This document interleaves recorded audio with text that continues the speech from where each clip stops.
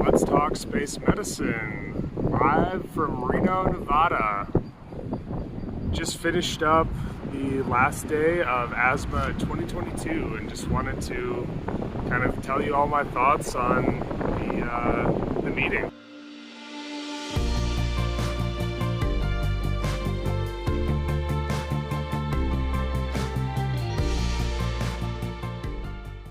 Currently, I'm at just outside of the casino, the hotel that we were staying at, and decided to find this nice lake that overlooked a little bit of the Tahoe area. And was just excited to be here, and it was surprisingly busy the whole meeting. But was kind of planning on making maybe nightly videos to kind of recap each day, but ended up not being able to do that. And yeah, so started on Monday, and the meeting started out with kind of a grand introduction to aerospace medicine, going over a lot of history that I thought was really interesting, really unique. It's my first meeting, so you know, going over kind of the history of aerospace medicine. Going over things like the 60-year rule, where pilots used to be forced to retire at the age of 60, newer kind of trends in treatment of type 1 diabetics, and getting their medical certificates, talking about the 1% rule, kind of an older rule, and maybe still in the cultural ethos of the aerospace medicine physicians of today. Really thought all that information was really interesting because a lot of my background is in bone biology, musculoskeletal health, and really didn't know much about it. So it all felt new and fresh to me, and I was really excited to hear almost all of the kind of larger speakers were. To be quite honest, a lot of in the bone world just usually goes straight to the research, I guess is the short way to say it. So yeah, we've been staying at this hotel called the Peppermill, and just really had a fantastic time meeting everyone. That was kind of the main point of me coming here, was to meet all the people that follow me on the account, and you know, get to know more people for the show to come on the podcast. So first day really went over a lot of different talks about SANS, and SANS pretty much got its own day. Feels like a lot of people are really interested in kind of the changes in the eye and the brain as a course of space flight. I don't know if people really began to consider it a showstopper or not, in terms of inhibiting us from you know, being able to have a sustained presence on the surface of the moon or Mars. But people seem to be really interested in kind of as kind of like a medical oddity more often than not, where they're teasing apart the etiology is just a curiosity for many people that are just in the brain and the eye. So lots of talks about that, and I'm just going to reference the program just to refresh my memory a little bit.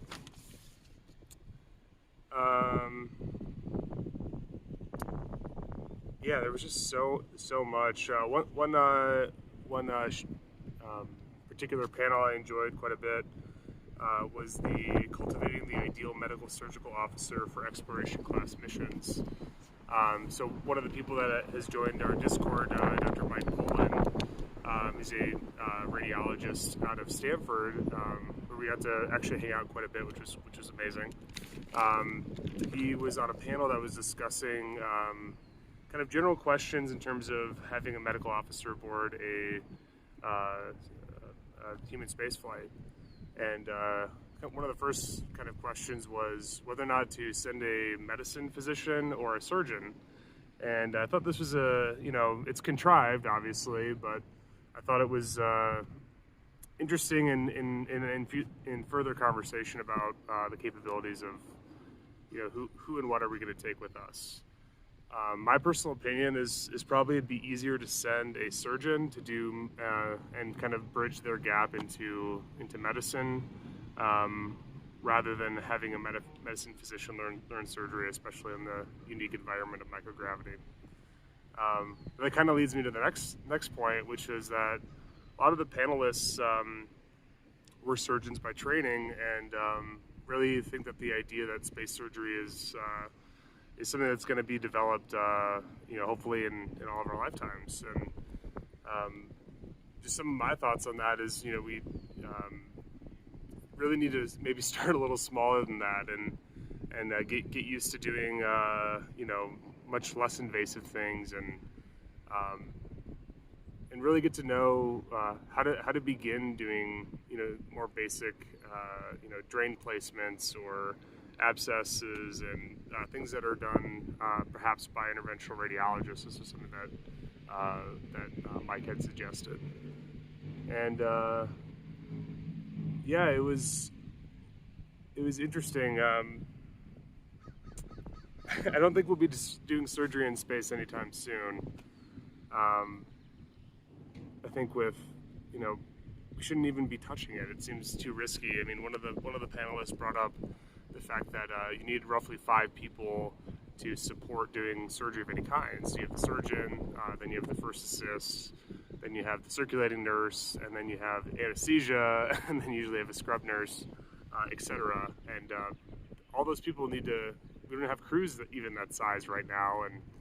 And one thing that's kind of fundamental to space medicine is contingencies or redundancy. So what happens if the medical officer happens to be the person who gets medically incapacitated? So that doesn't seem like that'll fly very, very much. I really enjoyed that panel, and really fun to meet people that I've met online before. Kind of moving into the next couple of talks. Let's see. I went to a talk on neck and back pain, more on the aviation side of things. And this talk was, they did some really good work in kind of using, trying to understand muscle spasms and back pain in terms of air crews, people working in fixed wing and rotary craft, and trying to determine what factors may precipitate people getting back spasms and lower back pain when getting in and out of the cockpit and everything like that. So I've been to a lot of musculoskeletal meetings and had never run into these people before, so I was really excited to try and get to know kind of their thinking, maybe how it all works for them. It's very different, it seems like, than NIH funded studies, and it doesn't seem like our paths cross very much. And kind of one of the barriers that I've noticed between the space medicine world and the civilian world, or the non-space medicine world, I guess is a good way to say it. But yeah, they were trying to kind of understand predispositions to people who develop back pain and maybe treatment strategies to make it better, and they didn't talk about bone at all. And I'm super biased, but really feels like that as among other particular things could be really benefited in this meeting. And that was kind of one of my goals of going to AsMA was to figure out what is being presented, but also what isn't, and kind of with fresh eyes, as my very first meeting, and really, trying to bring a different perspective into the game. And I think, there's a couple things I have in mind for maybe in the future. So that was kind of the second and third days. One of the discussions that happened pretty recently was one with Dr. Shaw, the UTMB Aerospace Medicine residency. I think he's the new program director, as well as a conversation with Dr. Joe Feldman, the fellowship director for the UCLA SpaceX fellowship program. And it really was interesting to talk to both those people within the span of a couple hours, because they're not they're different. They're different in kind of important ways, and I got to learn a little bit more what was off the paper, maybe why why are, the UTMB program, so University of Texas Medical Branch, is a 2-year extra residency on top of doing another residency. So you graduate medical school and you do a residency, most normally in emergency medicine, internal medicine, or family medicine, as well as others. So there's maybe a couple that are less common. And you eventually apply, and there's only 2 spots. Although there are kind of, talks of expanding the program to increase to the demand that people are seeing with the advent of commercial spaceflight.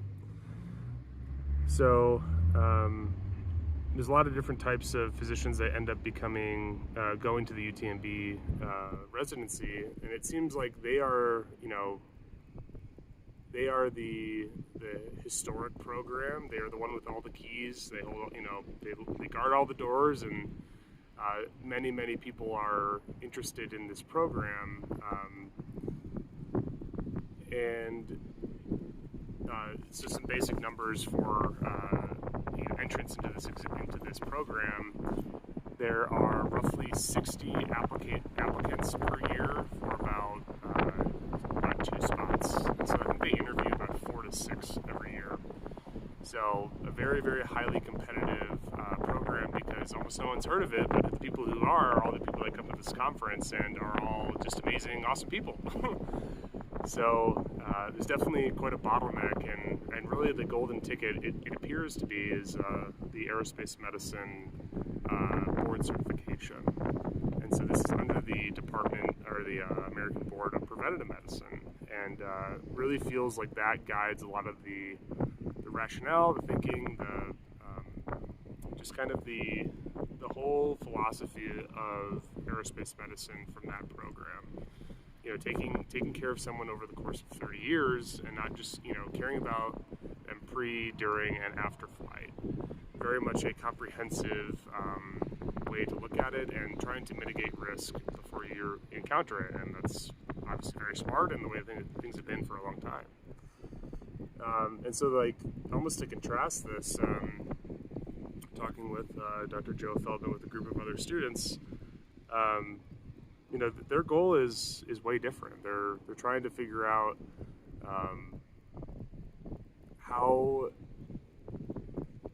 who and what and how to get a physician on every Starship flight.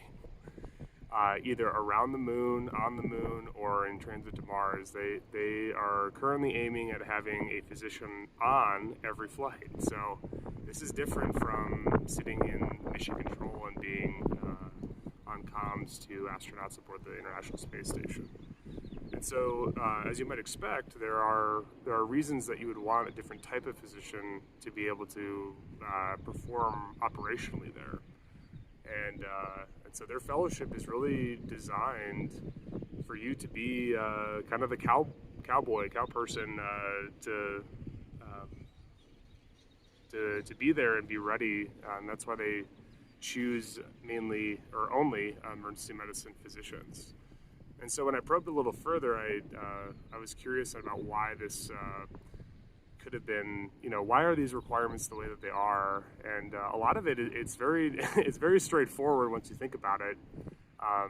Because when I first heard about the UCLA SpaceX program, I was like, oh wow, they don't seem to take too kindly to other specialties, and they don't really take too kindly to even 3-year emergency medicine physicians. So people that go to residency for 3 years instead of 4. It's just how their program is set up. I don't believe there's any evidence to say one's better than the other. I think people have their own preferences. But yeah, pretty much I was like, that's kind of a strange requirement. But after talking to her, it became very clear and very just straightforward.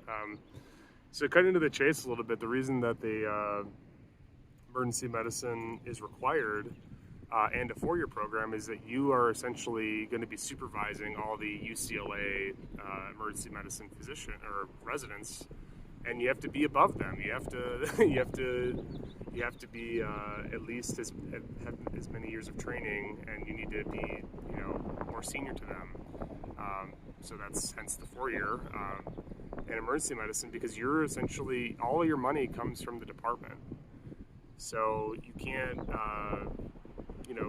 why things happen. People say, oh, well, just follow the money, and then you'll figure out how and why things happen.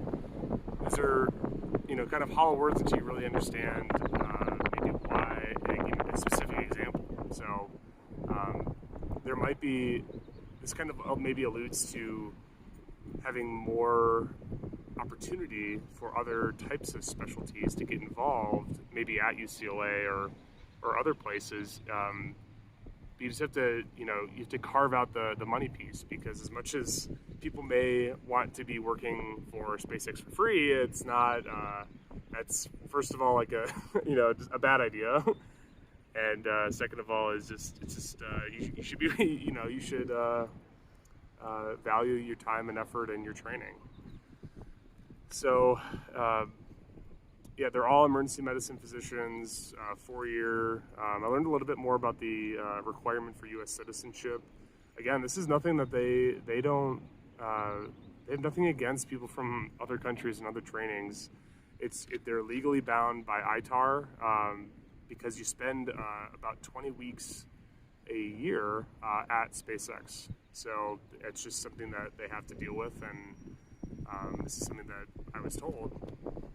And also, you need, because your money is coming from the emergency department at UCLA, you need to be able to practice in the state of California. So you need a California medical license, which means that you have to have a U.S. residency, and it all trickles from there. And it's nothing personal, and I think there are ways. There was a couple physicians there that had jumped through some of the maybe the loopholes or the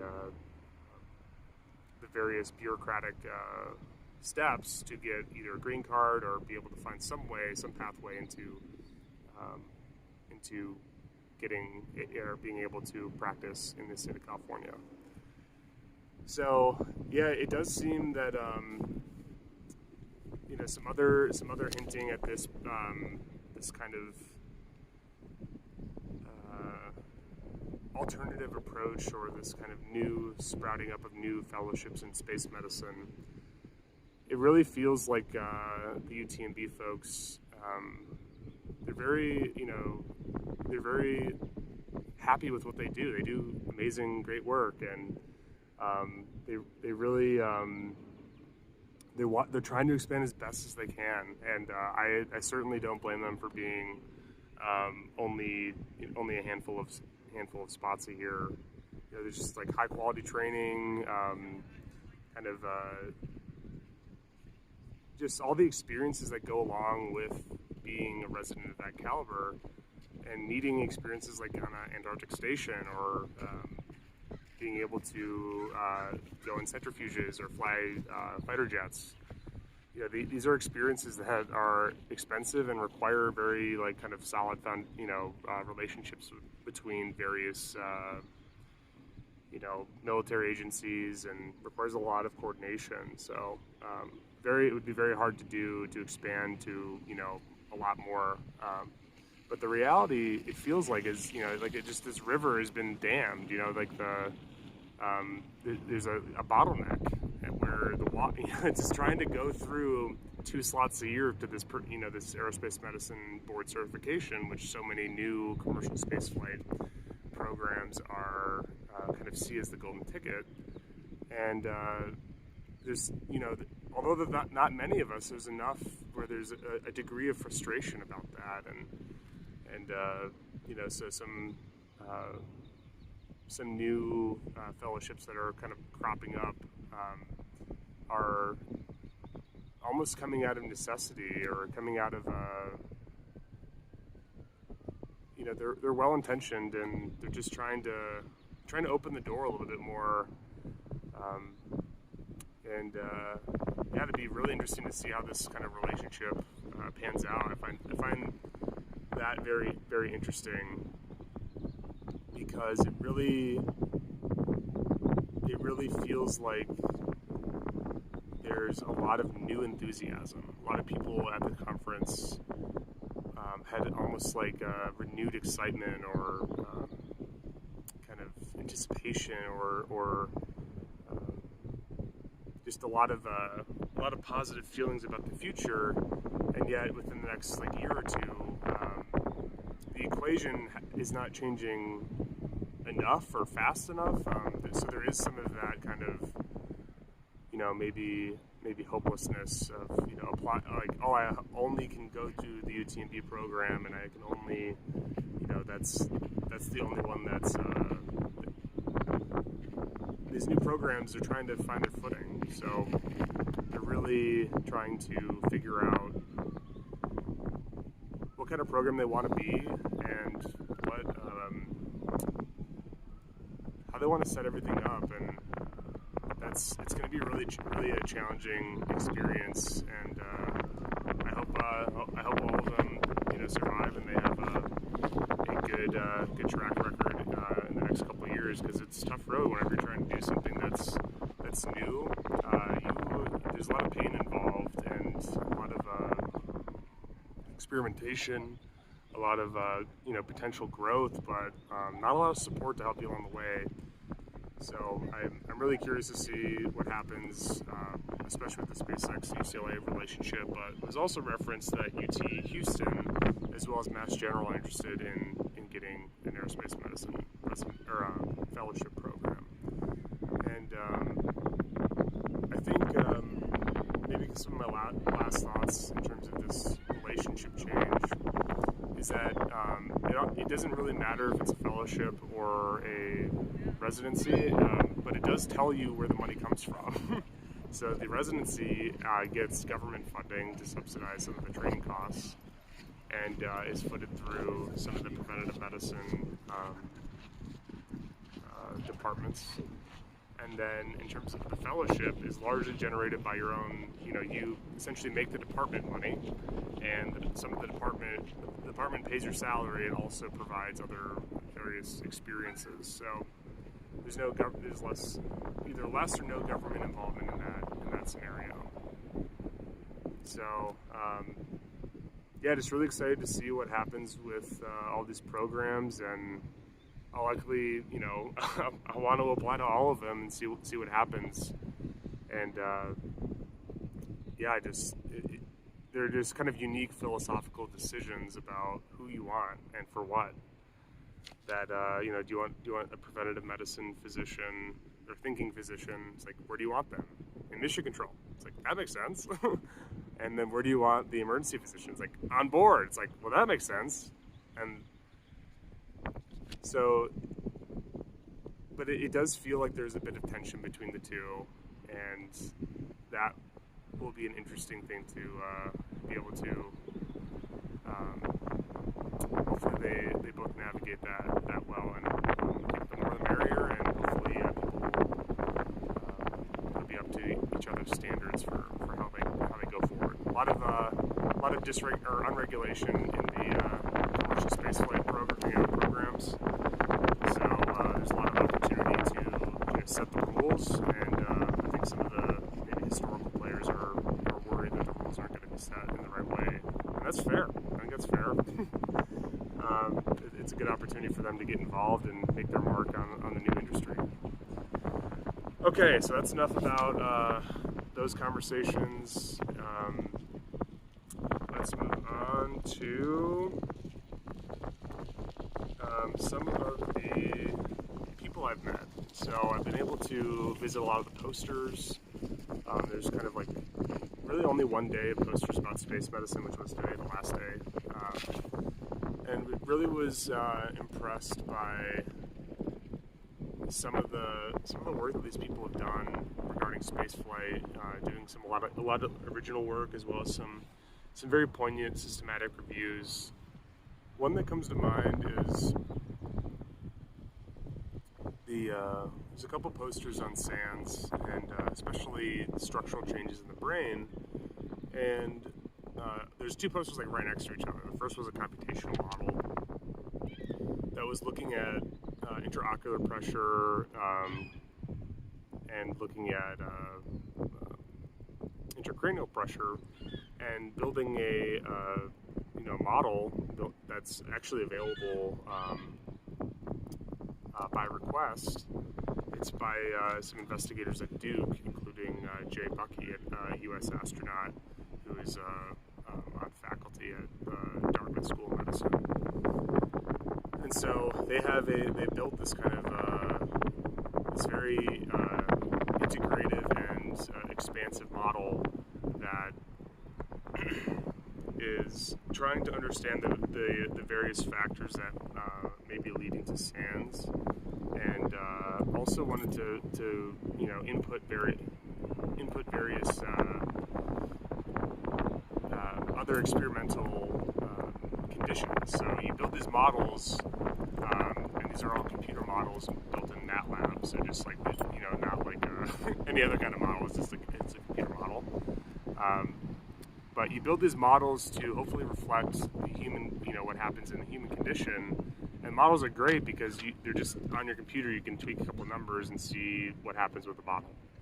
So that's why you do that. And so what they ended up doing was looking at negative 12-degree head-down tilt. So this is where, in a normal human, you put them in this kind of Trendelenburg or reverse Trendelenburg position, and you can do various degrees, and you can, with this model, you can just hit run, and it'll spit out like how it would potentially change various variables that you've inputted. And so they found that, and they also wanted to add lower body negative pressure. So this kind of these suction devices that would, they're like kind of hard containers that go around your lower half. And if you draw a vacuum in between your skin and the outside of the compartment, it'll draw, the negative pressure drawing fluid back into your legs.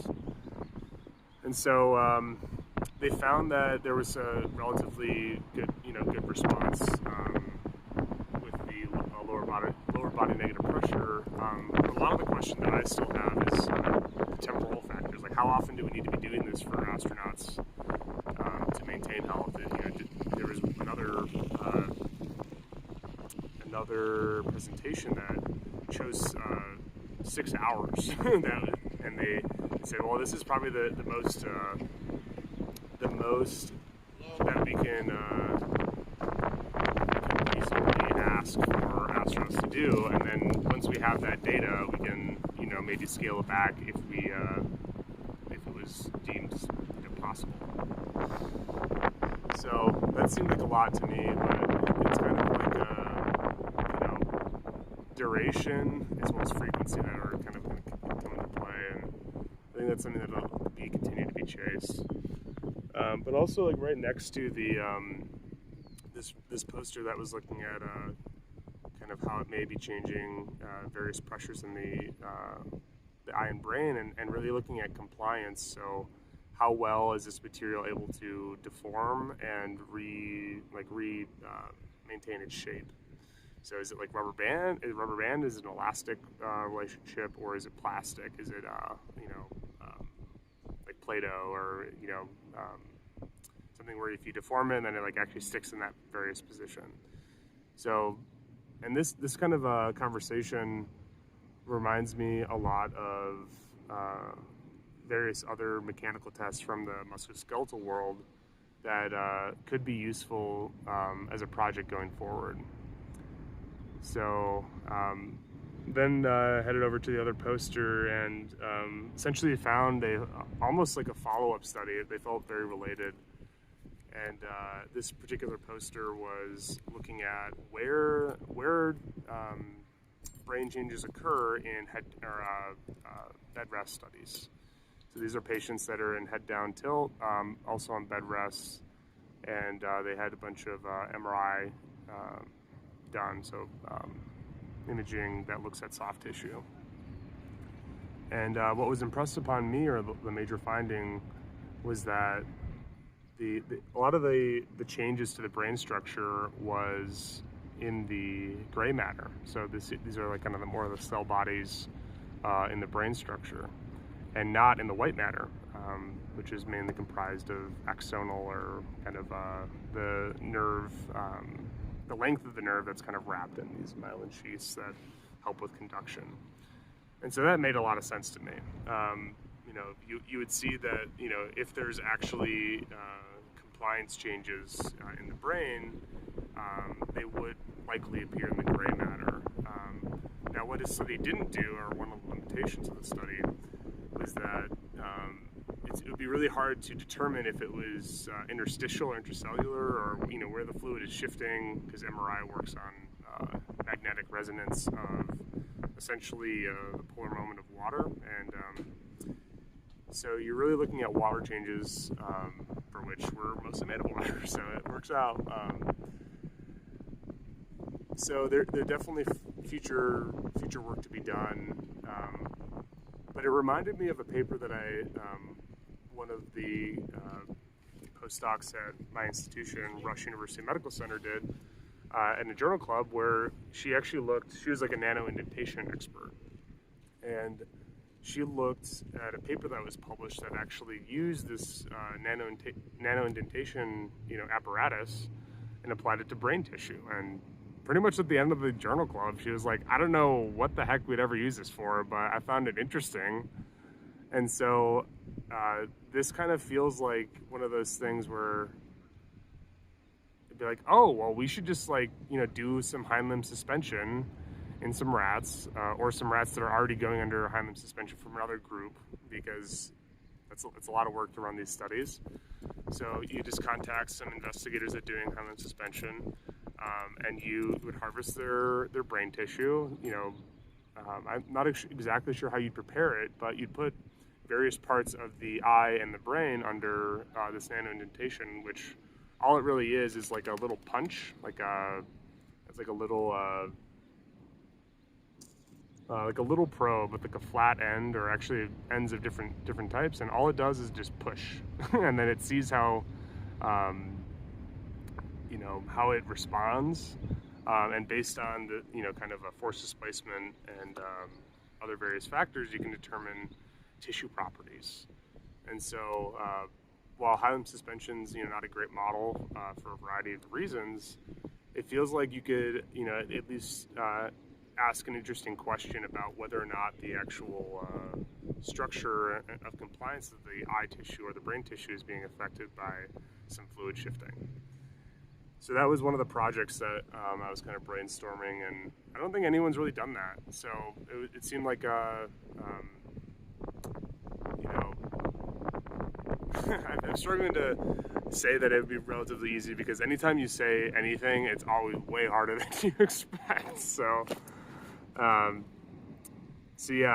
might be contacting someone about that, but and maybe putting them just in contact with this person that's the nano indentation expert, because that's not my wheelhouse. I'm sure I could learn it, but restarting third year, and probably won't have time for that. What else has happened? I was able to meet a couple investigators, or people that were doing the research, from just many different places. A lot of people that have followed the channel, follow the Twitter account, follow the podcast, etc. So hopefully I'll be able to get them on the show. And actually, pretty interestingly, I was able to talk to the one of the creators of the Aerospace Medicine podcast. He actually was presenting on it for a poster. And so we chatted a little bit about his experience, about why he was doing it, asked for any feedback, and I was like, wow, your show's great, the sound quality is awesome. My show is just me, kind of with just basic open source stuff, just trying to have fun, and so it has felt very, very professional and very good. And yeah, we had a lot of very similar experiences, so hopefully we'll be able to keep in touch with him. And so I'm just kind of enjoying being outside. It's a beautiful day here in Reno. A little bit windy, so I'm wondering how the sound quality will be for this particular recording. And I'll leave tomorrow morning. Hopefully some more social events later tonight, and just looking forward to, I made a lot of connections here with people that I had never really, still turning over many stones and still finding people that are doing space medicine in places that I didn't ever imagine. For instance, there was someone who was doing, you know, uh, essentially brain structural work in galactic radiation from Georgetown. And I was like, oh, I didn't know you were there or anyone was there. So it feels like the big problem of space medicine is still almost like a PR issue where everyone thinks it's really cool, but no one knows how to do it or where it's being done or how it's being done or all of that. And yeah, I guess if you're listening to this, maybe you've gone down the right rabbit holes to find out a little bit more. Yeah, if probably the easier way to get involved is just come to AsMA. It was really fun, very very fun. Meeting was small, so I'm used to kind of like huge convention centers. Meetings like Orthopedic Research Society, American Bone and Mineral Research Society, or ASBMR. I've been to endocrinology, been to other meetings that are just like absolutely huge. Poster halls that are about the size of the whole hotel. So this meeting was relatively small. I think it was on the order of about 1,000 people total. And the poster room was, only probably about 15 to 20 posters in a given session, and not even that many sessions. So one big kind of hall for everyone, which didn't really promote that much conversation. And then various kind of breakout rooms that were good for the smaller talks. But really enjoyed meeting everyone. And if you're listening to this and we met at AsMA, I just want to say you're amazing. It was so fun to meet you. Really looking forward to coming every year. I mean, one of the big things was this meeting. I didn't have to explain myself. Oh yeah, I'm interested in this thing called space medicine. They're like, yeah, that's why we're here. It was so fun to kind of to jump right in to the meat of it. Talking to people about commercial space, talking to people about literally everything and anything. Their whole stories are all just so fascinating to me, and I'm really just excited to make a little more of a foray into this field, and definitely feels like home. Whenever. There's some things that kind of are resetting, when you engage in a book or you lose yourself in a piece of art or anything like that. You come out and you feel restored or you feel refreshed, and that's how I feel right now. The end of the meeting, I don't feel like it was, oh my God, I'm happy it's over. I'm like really excited about where these people are going to go, and hopefully getting them on the show, and yeah, I think I found home. It feels nice to be around people that are like, everyone's just very very welcoming, and it's just really nice to be around. It definitely feels like you find your family. So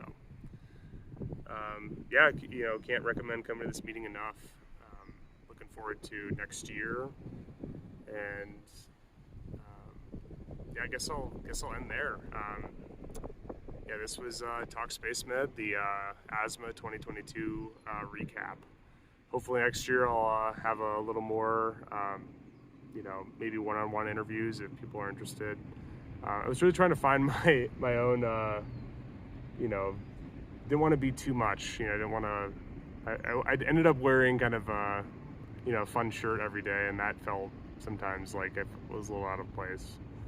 But I didn't want to stir the pot too much my first year. So now I kind of know what it's all about, and hopefully next year I'll get to meet more new people. So thanks a lot. Signing off, and yeah, just see you next orbit, and yeah, just keep it real.